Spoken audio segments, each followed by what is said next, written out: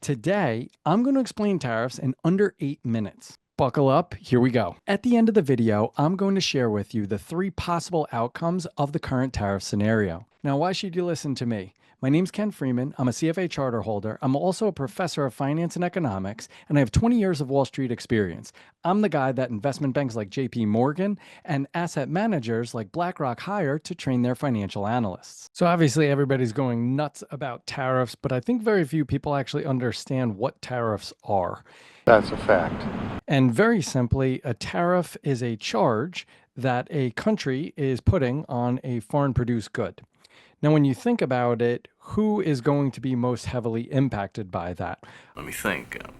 Obviously, companies that require foreign goods to produce their products, or those that are dependent upon foreign commodities, let's say steel, other raw materials to make their goods in the United States of America. Now, why are tariffs imposed in the first place? There's ultimately 3 reasons. Reason number 1 is to make domestic goods cheaper and more appealing, thus boosting the local economy. Number 2 would be to fix a trade deficit. So this occurs when exports are less than imports. Exports generate revenues, imports generate expenses. Therefore, if exports are less than imports, you're going to have a trade deficit because revenues are going to be less than expenses. On the flip side, if exports are greater than imports, revenues are going to be greater than expenses, and you're going to have a trade surplus. In the case of the United States of America, there's a trade deficit. Shouldn't you be taking notes or something? The number 3 reason for tariffs is to bring in revenue. Now, in order to have a comprehensive discussion of tariffs, we have to understand something called GDP, or gross domestic product. Gross domestic product, or GDP, is the total market value of all goods and services produced by a country. Now, in the United States of America, the GDP in 2024 was about $29 trillion. Now, there's 4 components of GDP. One is consumer spending. So this includes all private expenditures by households on goods and services. Consumer spending is 68% of GDP in the US. Investment is another component.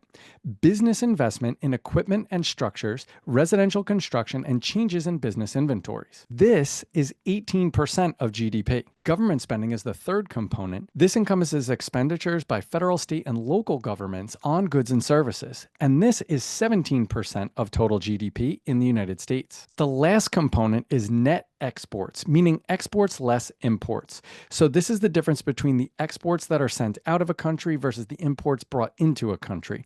In the United States, we have a trade deficit of about $123 billion. So this is negative 3% in the United States. So if we look at consumer spending, that's 68%, investment, that's 18%, government spending, that's 17%, and then we have a trade deficit. Exports are less than imports by 3%, negative 3%. So how is this all going to play out? I don't know, V.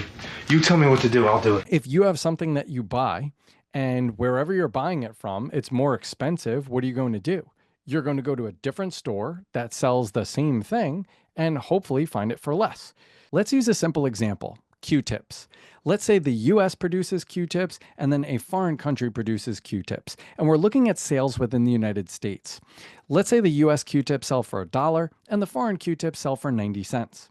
So the first scenario would be the entire cost is going to be passed on to the US consumer. So let's say the tariff is 25 cents. What's going to happen in that scenario is the foreign Q-tips are going to cost $1.15. The US Q-tips are going to cost $1. Naturally, what will happen with supply and demand is the US will sell all the Q-tips. The foreign producer will sell none of the Q-tips because they're more expensive. We're going to go for the cheapest cost good. That's the market you have to sell to nowadays. Now, foreign sales are going to go to zero. The US is going to get all of the sales. I don't see this as a likely scenario. Scenario number 2, the entire cost of the tariff, all 25 cents, is going to be eaten by the foreign producer. So both entities will still sell the same amount of Q-tips, but the US is now making 25 cents on the tariff, and the foreign producer is making less for every unit that they sell because now they're eating the tariff. So ultimately, because the prices are the same, the US and the foreign producer are going to sell the same number of Q-tips, but the US is making more because of the tariff, and the foreign producer is making less because of the tariff that they're paying. Now, scenario 3 is what I believe to be the most likely scenario. Some of the cost is going to be passed on to the US consumer. Some of the cost is going to be eaten by the foreign producer. So what's going to happen in this scenario? Well, the sales volume will probably be the same because the foreign producer will still sell at a very low rate, probably 95 cents relative to 90 cents. So the same number that they sold previously is what they're going to sell now, and the same with the US.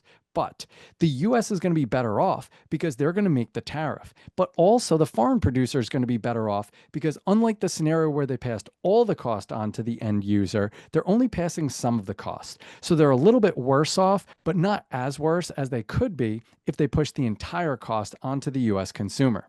So what's going to happen in that scenario? The sales are going to be the same. The US is going to make more via the tariff, and the foreign entity is going to make less via the tariff that they eat. So what happens next? Ultimately, there's three ways that this is going to play out. Scenario one is let it ride. That's going to mean that foreign GDP is going to go down and US GDP is going to go up. Foreign producers are going to make less money, which means that they're going to have less to spend in their countries. They'll probably have to fire some workers, and that's not an ideal scenario for those foreign entities. Scenario two, trade war. Okay, this is the thing that everybody's warning about, but let's really play this out. I'm listening. So in that scenario, what would happen is that foreign entity would end up saying, you know what, we're going to pass a higher tariff on to you.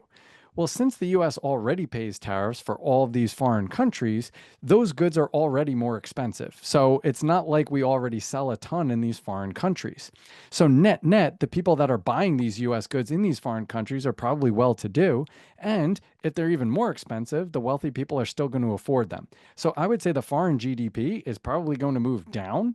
And then the US GDP is probably going to be relatively neutral in the grand scheme of things because those exports aren't having a big impact on GDP in the first place. But we're now getting this tariff. Now, scenario three, and the most likely of all three scenarios, and what we actually see happening, negotiation.